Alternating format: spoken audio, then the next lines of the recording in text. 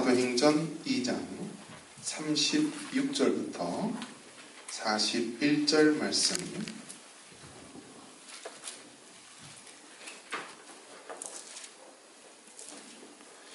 한 절씩 교독하겠습니다. 그런즉 이스라엘 온 집은 확실히 알지니 너희가 십자가에 못 박은 이 예수를 하나님이 주와 그리스도가 되게 하셨느니라 하니라. 그들이 이 말을 듣고 마음에 질려 베드로와 다른 사도들에게 물으되 형제들아 우리가 어찌하여 하노래. 베드로가 이르되 너희가 회개하여 각각 예수 그리스도의 이름으로 세례를 받고 죄사함을 받으라. 그리하면 성령의 선물을 받으리니 이 약속은 너희와 너희 자녀와 모든 원내 사람 곧 주의 하나님이 얼마나 예수시는 자들에게 하신 것이라고. 또 여러 말로 확증하며 권하여 이르되 너희가 이 패역한 세대에서 구원을 받으라 하니 그 말을 받은 사람들은 세례를 받으매 이날의 신도의 수가 3,000이나 더하니라. 잘 되고 있습니다. 말씀과 성령의 능력으로 됩니다.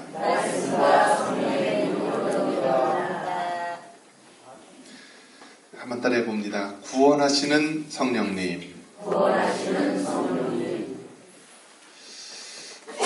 이제 명절이 되었는데요. 명절이 되면은 이제 바퀴가 달린 것은 다 거리로 나온다라고 합니다. 사람들이 민족 대이동을 하게 됩니다. 대부분 어디를 가죠? 고향을 향해서 갑니다. 고향에 누가 계시죠? 부모님이 계십니다. 그래서 부모님의 얼굴을 찾아 기쁜 마음을 가지고 고향으로 향합니다. 근데 요즘에는요, 어떻게 됐는지 세상이 거꾸로 돼서 이제 거리에 많이 몰리는 것이 아니라 공항에 많이 몰린다라고 합니다.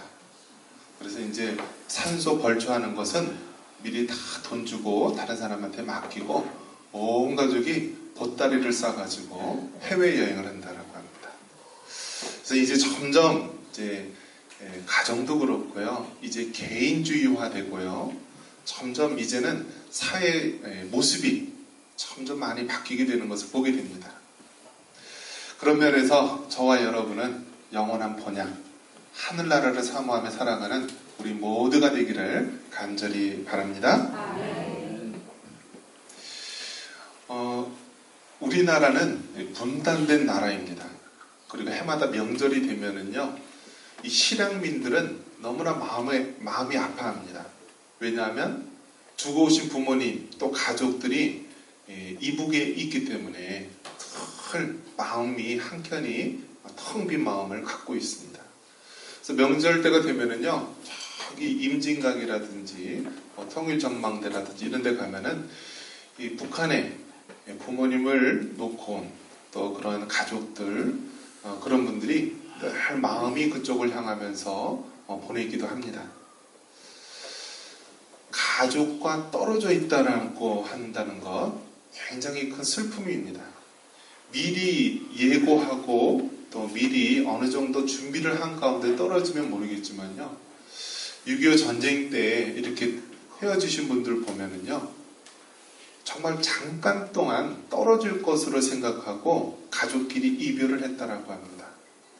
또 이제 남자들은 다 군인으로 끌려갔든지 또 인민군으로 잡혀가든지 그래야 되니까 다 이렇게 먼저 자녀들을 이렇게 남쪽으로 보낸 그런 부모님들도 많이 계십니다. 그 소망교회 곽선희 목사님도 이제 내려오게 되는데요, 이제 아들을 먼저 남쪽으로 내려보냅니다. 그러면서 어머니가 하는 말이 뭐냐면, 내가 널 위해서 새벽마다 기도를 하겠노라 라고 이야기를 하면서 아들을 먼저 남쪽으로 보냅니다. 그런데 잠깐이라고 생각했던 그 이별이 이제는 평생 볼 수 없는 그런 상태가 됩니다.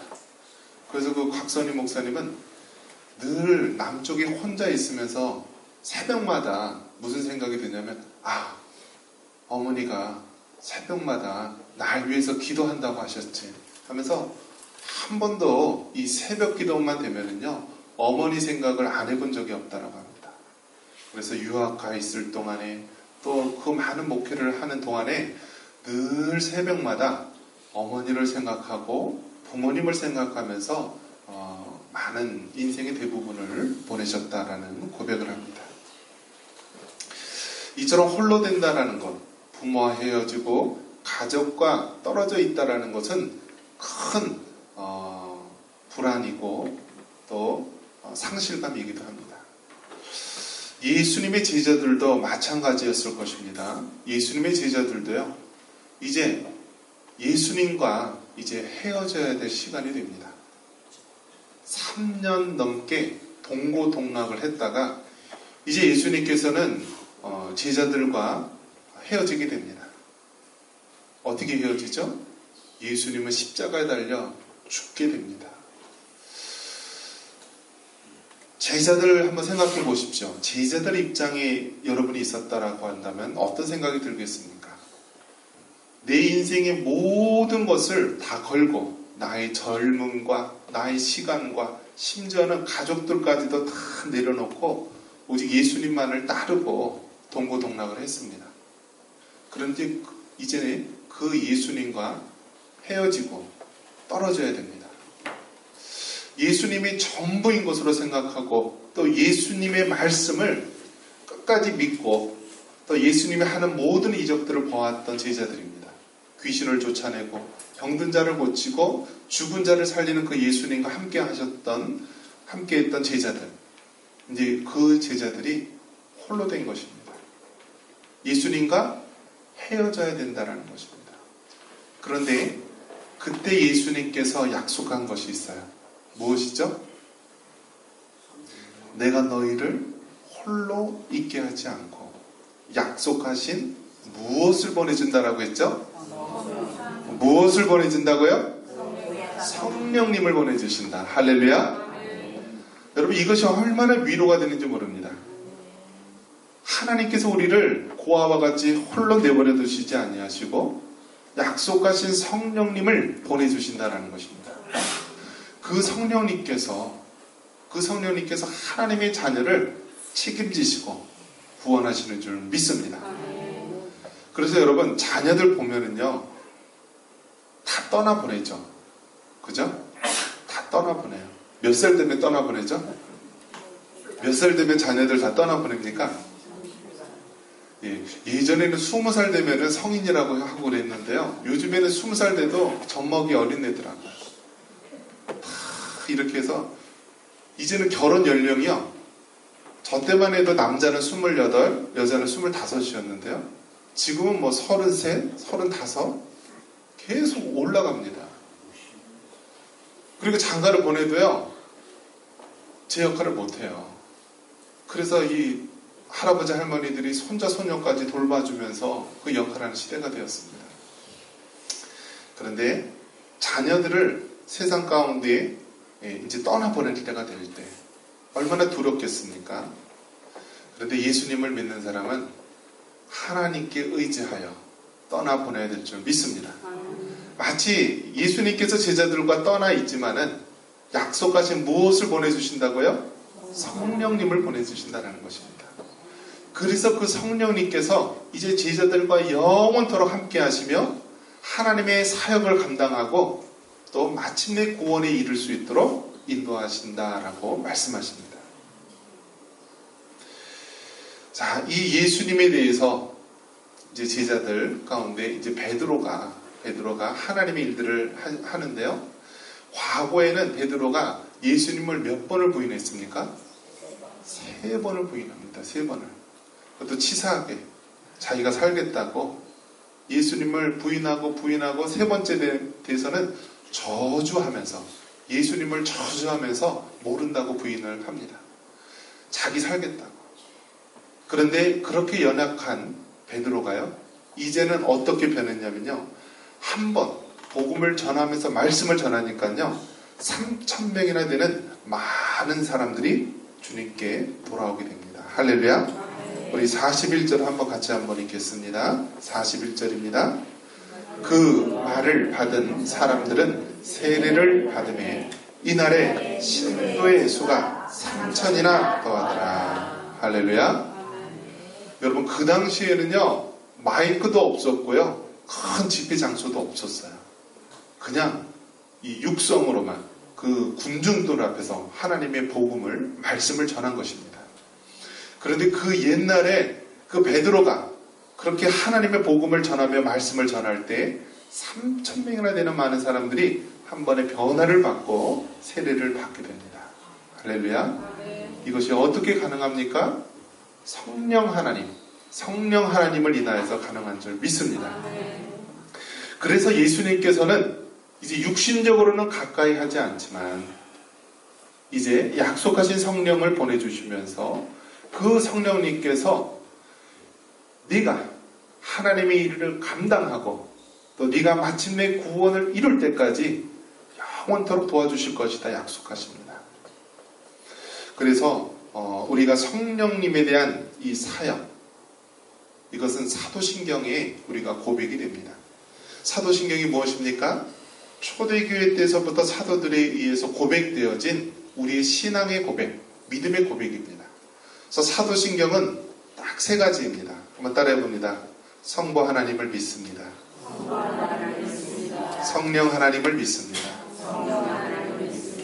성령 하나님을 믿습니다. 할렐루야. 그래서 우리 사도신경은 무엇이냐면 성부 하나님을 믿고 성자 예수님을 믿고 성령 하나님을 믿습니다 라는 것입니다. 특별히 성령 하나님에 대해서 믿습니다 라고 고백할 때 어떤 고백을 합니까? 성령을 믿사오며 거룩한 공예와 성도가 서로 교통하는 것과 죄를 사하여 주시는 것과 몸이 다시 사는 것과 영원히 사는 것을 믿사옵나이다 라고 고백합니다. 성부, 성자, 성령 하나님을 믿는데요. 특별히 성령 하나님께서 2가지 사역을 하는 것을 믿는다라고 고백을 합니다. 첫 번째는 교회에 대한 사역을 믿는다라는 것입니다. 한번 따라해봅니다. 교회에 대한 사역. 그래서 성령 하나님께서는 거룩한 공회화라고 했을 때 공교회를 얘기하는 것입니다. 즉 하나님의 교회를 거룩하게 하는 것이 누가 한다고요? 성령 하나님이 하신다는 것입니다. 그리고요 성도가 서로 어떻게 해요? 교통하는 것과 우리가 한 성령으로 세례를 받고 우리 한 하나님을 섬기게 된 것입니다. 그래서 성도가 서로 이제는 영의 하나님을 향하여서 교통하고 교제하게 되는 것입니다. 할렐루야. 그래서 이렇게 성령님은 교회에 대한 사역과 또 우리 개인에 대한 사역이 있습니다. 우리 개인에 대한 사역은 무엇이죠? 우리가 우리에게 죄지은 자를 사하여 준 것 같이, 그러면서 회개에 대한 사역을 성령 하나님께서 하시는 것입니다. 여러분, 지나가는 사람에게 당신 죄를 지었죠 하고 하면은 그 사람 어떻게 합니까? 안 졌다고 합니다. 심지어 사람을 죽인 사람도요, 죄를 판단받으려고 변호사를 선임해서 나는 죄가 없다, 나의 죄는 조그맣다라고 최대한 변명하고 회피하려고 할 것입니다. 그런데요, 나는 죄인입니다 라고 말할 수 있는 것, 이것은 사람의 힘으로 되는 것이 아니라요 성령 하나님의 힘에 의해서 되는 줄 믿습니다. 그래서 여러분, 회개라는 것은요, 이거는 정말 성령 하나님의 사역이고요, 성령님의 역사가 아니면은 우리가 회개할 수 없는 것입니다. 우리가 우리에게 죄지은 자를 사하여 준 것 같이 우리 죄를 사하여 주옵시고, 그래서 우리가 서로 회개하고 또 무엇도 가능하다고요? 용서함. 우리가 우리에게 죄지은 자를 어떻게 한다고 그랬어요? 사하여 준 것 같이 우리 죄를 사하여 주옵시고 라고 이야기를 합니다. 성령을 믿사오며 거룩한 공예와 성도가 서로 교통하는 것과 죄를 사하여 주시는 것과, 그러니까 용서에 대한 부분이고요, 또 우리가 몸이 다시 사는 것, 이것은 무엇이라고 그랬죠? 부활. 그 다음에 영원히 사는 것은 영생. 그래서 개인의 회개와 또 부활과 영생에 누가 일하신다고요? 성령 하나님이 일하신다는 것입니다. 할렐루야. 그래서 여러분, 성령님은요, 교회를 구원하시고 또 우리 개인의 구원에 관여하시는 하나님이십니다. 그러면서 이 베드로가 외쳤던 이 복음의 이 선명한 메시지를 보면은요, 회개하는 것이 나오고요, 그리고 세례를 받는 것, 죄사함을 받고 마지막으로 성령의 선물을 받으라고 말합니다. 우리 38절, 우리 결론에 해당하는 말씀인데요. 한번 같이 한번 읽겠습니다. 38절입니다. 베드로가 이르되 너희가 회개하여 각각 예수 그리스도의 이름으로 세례를 받고 죄사함을 받으라. 그리하면 성령의 선물을 받으리니. 할렐루야. 우리 모두는 다 성령을 선물로 받은 하나님의 자녀인 줄 믿습니다.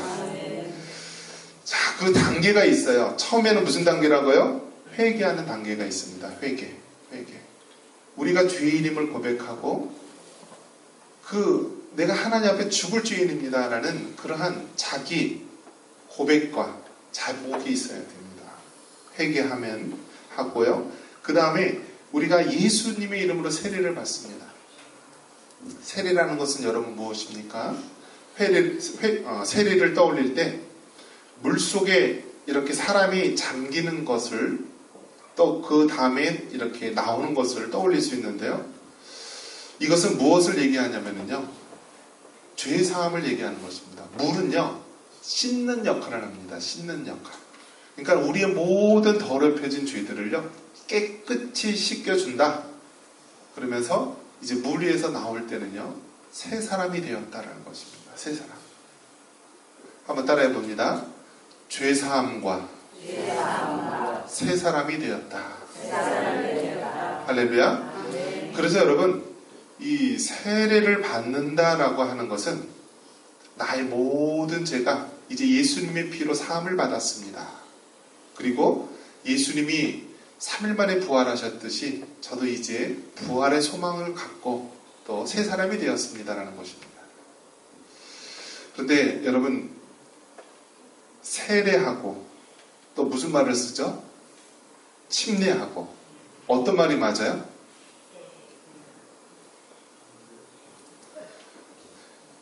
그러면 예수님 당시에 이렇게 물로써 이렇게 세례를 줬습니까? 아니면은 이렇게 물속에 퐁당해서 이렇게 했습니까? 둘 다 있어요. 둘 다. 성경을 찾아보면은요, 다 사람들을 이렇게 강이나 이런 데서 풍덩하는 그런 경우도 있지만은요, 굉장히 많은 사람들, 또 각자 숨어서 세례를 받아야 되는 경우에는 물을 이렇게 뿌리는 경우도 있었고요, 얻는 경우도 있고, 여러 가지 모습이 나옵니다. 그렇기 때문에 여러분, 그 의미가 중요한 것이지 그 형식이 중요한 것이 아닙니다. 세례란 무엇이라고요? 죄사함을 받았다라는 것, 그리고 이제는 새 사람이 되었다라는 것을 하나님 앞과 사람들 앞에서 우리가 보여주는 거룩한 예식이지, 그것의 형식이 물 속으로 완전히 들어가야 된다, 뭐 조금만 뿌리면 안 된다, 이런 형식이 중요한 것이 아니다라는 것입니다. 세례의 의미, 죄사함을 받고 이제는 세례를 받았으면은요, 그 다음엔 어떤 단계가 있다고요? 죄사함을 받았고 무엇을 선물로 받는다고 그랬어요? 성령의 선물을 받는다. 할렐루야. 그래서 여러분, 예수님 믿는 자에게는 도장이 꽝 찍혔어요. 그 도장이 무슨 도장이라고요? 성령님의 도장인 줄 믿습니다. 그래서 여러분이 진짜 구원받은 하나님의 성도라고 한다면요, 성령님으로 인침을 받은 자인 줄 믿습니다. 그래서요, 점쟁이들이 누가 없으면 못 산다고요? 집사들이 없으면 망한대요. 그만큼 집사라고 하는 사람들이 해마다 점을 본다라고 합니다. 그런데 여러분, 진정한 그리스도인이라고 한다면 그 안에 누가 계세요? 성령님이 거하세요. 그러면 천재 주관자이시고 창조주이신 하나님께서 우리 안에 계신데 어떻게 잡신을 가지고 우리를 점치고 미래를 내다볼 수 있겠습니까? 만약에 그것을 내다본다라고 한다면 그것은요 거짓이고요 사탄의 역사인 것입니다. 여러분이 정말 안에 여러분 중심에 성령님을 모시고 성령의 인침을 받은 사람이라고 한다면 점을 보러 갈 리도 없을 테고요. 설령 점을 본다 하더라도 점이 나오겠어요? 안 나오는 거죠.